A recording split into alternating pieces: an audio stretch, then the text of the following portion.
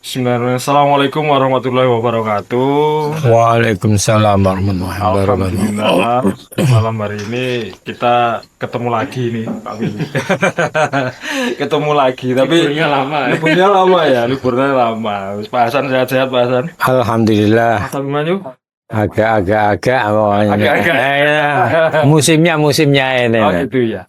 Ini Pak Mi, ini malam hari ini kita ketemu lagi dengan acara ngobrol pintar karo Pak Pi. Nah, biar ketularan pinter ya. Itu terutama si muda-muda kayak Mas Abimanyu ini biar ketularan pinter. Amin. Ini sudah ngerasain hujan terus loh, Pak Hasan? Ya nek deres banget menurut saya sih belum ya. Jogja belum. Belum ini karena kalau kita melihat kayak di daerah-daerah lain kan sudah sebegitunya. Nah, semoga ya kita di Jogja ini tetap landai saja. Setidaknya itu harapannya. Tapi kita tentu saja tidak hanya sekedar menerima dan berharap ya, tapi harus antisipasi ini yang perlu kita siapkan karena hal itu kayaknya kok datangnya tahu-tahu ya lah.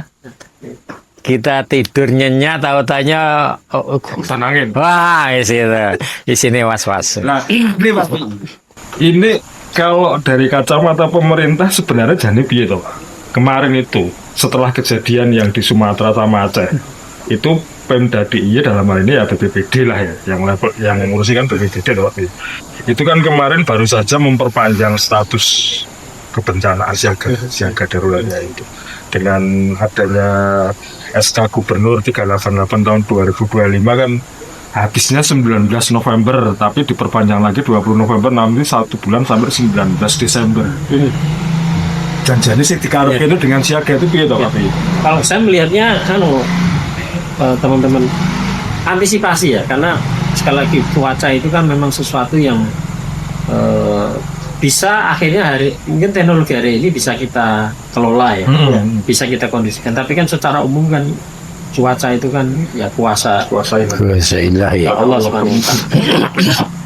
Semua saya kira harus meyakini itu, walaupun dengan teknologi ilmu pengetahuan hari ini kita berupaya untuk mengelolanya. Ada hal yang bisa kita lakukan, tapi secara umum tentunya itu kan kita tidak tahu nanti. Nah, sehingga memang saya melihatnya itu bentuk antisipasi. Karena apa? Mungkin tadi Pak Hasan ngendiko mungkin di daerah kita belum, tapi di Imogiri kemarin. Iya, betul. Catatannya itu, Pak. Catatannya sampai 24 jam yang lalu gitu ya. Iya. Itu di DIY itu sudah terjadi di 48 titik di Bantul. Aja itu yang kemarin. Gunung Kidul itu 108 titik, Pak. Kulon Progo 27 titik, Sleman 44 titik, Jogja kota sudah ada 2 titik longsor. Yang terakhir kemarin di Kali Belik, Kali Belik kalau nggak salah, kalau nggak di Kali Buntung itu. Iya. Nah kalau Pak Pi harapannya ini masyarakat dengan siaga kayak gini sing digarepi kon piye Pak? Dengan siaga. Ya tentunya dengan kita, terutama di kota kan sudah dibentuk hampir semua kampung ya. KTP ya. Ada kampung kelompok masyarakat yang wis diseragami, wis dikai Peralatan. alat-alat, sudah dilatih ya toh. Itu kan memang akhirnya dengan kondisi siaga itu harusnya memang harus merapat teman-teman di 100 sekian kampung yang sudah difasilitasi oleh pemerintah kota terutama ini harus segera merapat untuk kemudian mengantisipasi tadi, karena di daerah-daerah yang memang punya potensi yang besar ini harus siaga ya. Ya harus siap. Apa risikonya? Tadi mungkin ada yang rawan longsor ya kan, kayak kemarin di tempat saya itu di Kelurahan Noto Praja, di Kampung Tejo Kusuman kan kemarin sempat terjadi. Iya, di talutnya yang longsor ya. Kan gitu, artinya memang ya alhamdulillah tidak ada korban jiwa ya. Tapi ini sesuatu hal yang saya kira kalau terjadi longsor kan tetap ada kerugian material kan. Akses masyarakat yang terganggu, kemudian juga ada risiko rugi material tadi, rumah atau apa yang longsor atau kena longsoran, kan saya kira sesuatu hal yang memang harus segera kita siapkan. Jangan sampai ada Iya. korban jiwa Iya, ya, itu iya, juga jangan iya. sampai gitu Pak. Ada potensi longsor, ada juga potensi banjir. Ya kalau kita di kota itu misalnya yang langganan itu kan di daerah, seingat saya ya, Iya, di iya. Kelitren itu Ya, ada kali kali buntung. apa itu beli Beli, apa beli. beli apa kali buntung? Beli. Daerah Klitren, ya. Ya kalau buntung kan di sana Pelita Garujo ya. ya, Iya, itu iya, yang iya, iya. ada satu wilayah yang memang kalau Klitren. hujan dalam kondisi deras, Sleman hujan deras Wes. sangat rawan sekali. Nah, ini kan hal-hal yang mungkin di khususnya kita bicara kota ya, memang harus teman-teman di kota juga dan juga di kabupaten. Nah, karena ini kan siaran kita ini kan ditonton seluruh dunia. Boleh katakan gitu ya. Ya, saya kira ya kita bagian dari ini juga prihatin juga memberikan doa kepada saudara-saudara kita di kepulauan di Pulau Sumatera khususnya. Oh iya, iya, Ya, iya, yang terbaru. Yang luar biasa kehancurannya ya, yang kemudian analisnya kan macam-macam nih. Kok ada kayu gelondongan? Ada apa? Ada apa? Banjir kok. Banjir membuka tabir. Ini kan sesuatu hal yang mungkin secara kebijakan nasional, nah ini momentum bagi Ada. Prabowo untuk kemudian di 1 tahun kepemimpinan beliau ini ya semuanya udah kebuka ya Pak ya. Iya. Walaupun Sedikit-sedikit, ada ya. pemerintah, pejabat pemerintah mengatakan itu pohon tua itu. Sekarang sudah banyak video yang beredar. Sekarang sudah Pohon. bukan zamannya masyarakat itu bisa Digelap. atau Yum-yum. ditutup. Nah, sekarang itu sudah sangat Terbuka ya. buka gitu ya, masyarakat publik bisa menjadi jurnalis ya toh. Dulu kan hanya wartawan saja, sekarang semuanya bisa real ya. Paitan smartphone. Iya. Nganggo smartphone ya. Juga mengabarkan lewat berbagai macam kanal media sosial secara bebas ya. Kita nggak bisa, pemerintah nggak bisa apa namanya, nggak bisa menutupi gitu ya. Jadi semuanya sudah terbuka sehingga memang harus direspon secara positif dan untuk ini ya harus sesuai dengan problemnya. Ya, tentang tadi itu kan kayu-kayu itu kan memang ada di atas Ada sesuatu yang gunung itu. Iya, ya kan berarti kan ada proses penebangan penggundulan hutan kan begitu kira-kira yang menyebabkan air turun demikian. meskipun konon katanya lek gunduli wis pindah ngetan ning kulon ya ono ijine dari ini kan gitu. Satu hal ya saya kira itu ya nanti kita memang sangat prihatin dan berdoa semoga para korban yang ada yang meninggal ya berbelasungkawa, dan bagi yang juga mengalami musibah rumahnya tergenang, bahkan mungkin ada yang hanyut ya kemarin ya. Rumahnya ada yang pondok pesantren yang bangunannya runtuh. Betul. Sak pondasine. Lah modalnya Iya. Kita sangat prihatin ya. Ini yang saya kira betul untuk momentum bagi pemerintahan hari ini untuk mengevaluasi semua penyebabnya. Saya kira kan semua akeh wong pinter tuh ya. Tinggal fakta-fakta video-video ini kan, dan bahkan sudah ada peta satelitnya kan, sudah bisa semua. Nah, monggo bisa kemudian ditindaklanjuti dengan kebijakan-kebijakan yang punya dampak jangka pendek maupun jangka panjang dalam rangka apa? Menjaga tumpah darah Indonesia ini ya, supaya tidak ada terjadi korban tenan darah. Iya. Tidak tumpah tenan darah. Ya kan kita prihatin Pak ya, bayangkan kerugian jiwa, terus harta, rumah yang udah dibangun puluhan tahun dengan mereka bekerja, sudah hancur semuanya.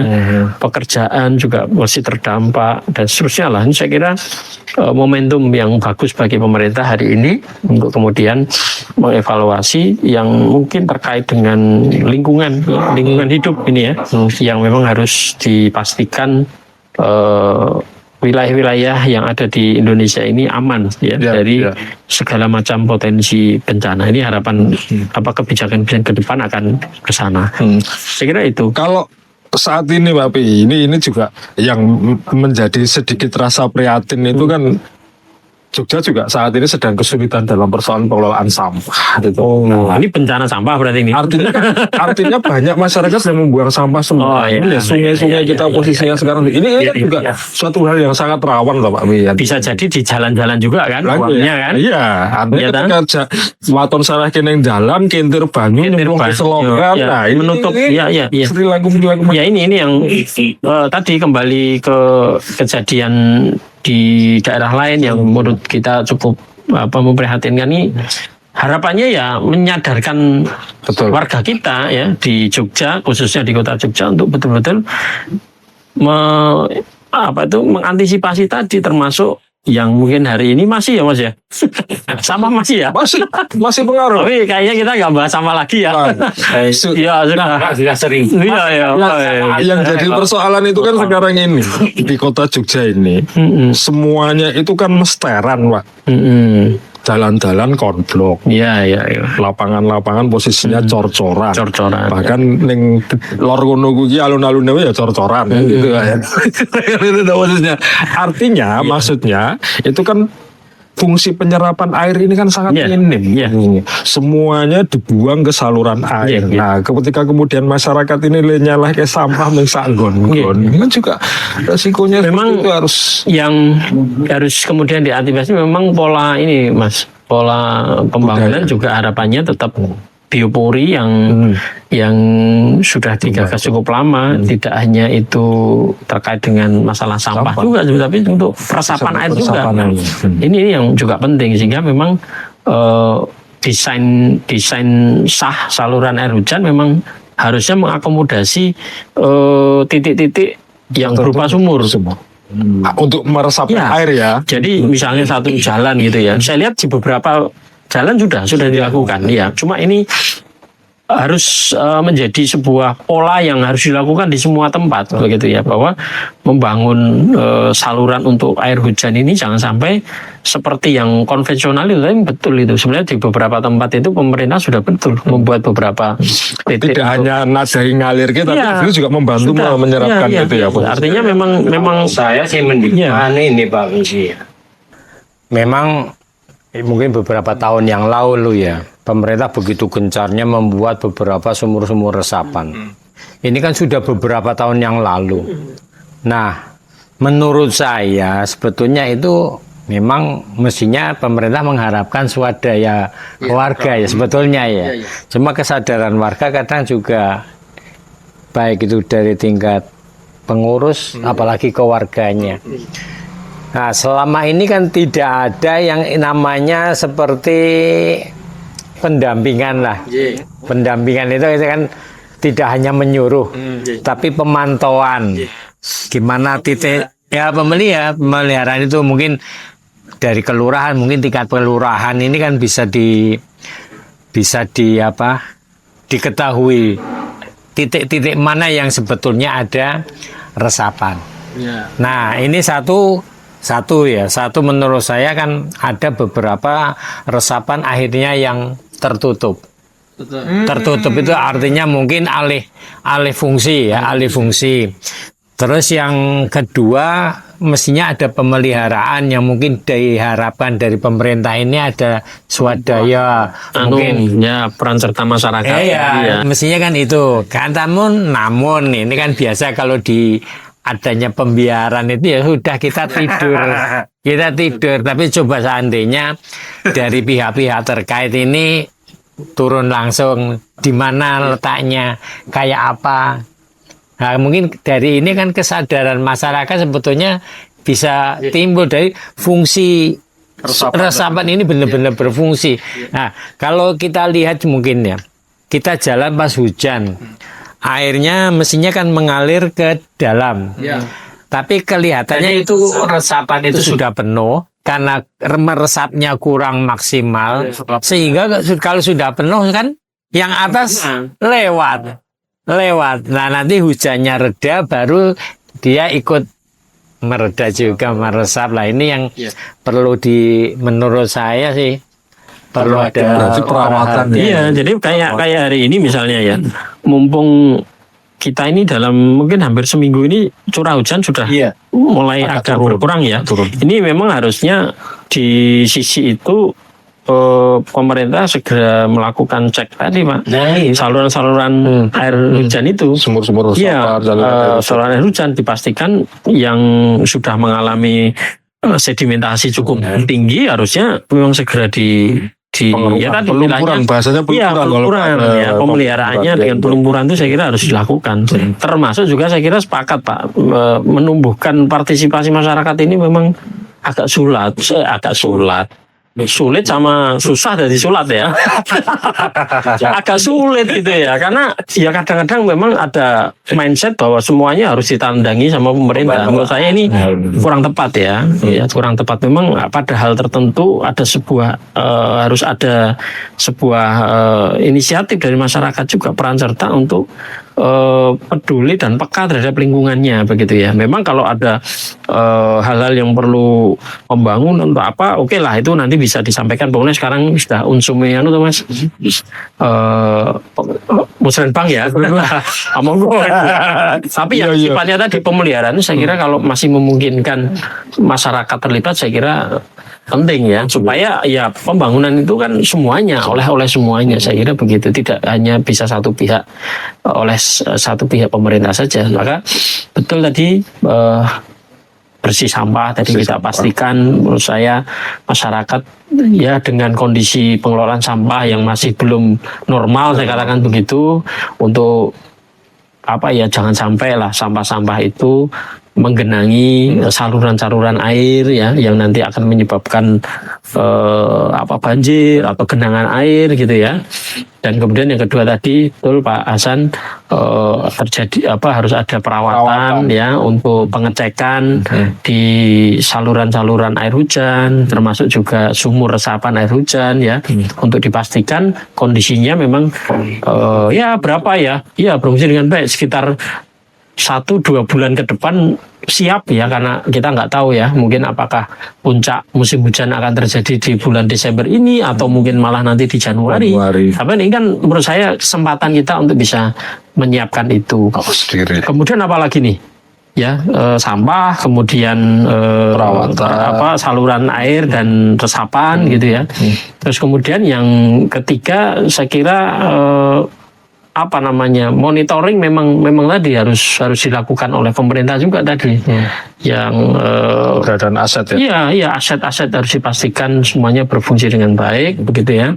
Termasuk tadi yang di awal belum kita hitung tadi, teman-teman kelompok masyarakat KTP tadi ya. Menurut saya yang keempat harus segera melakukan antisipasi bencana begitu ya.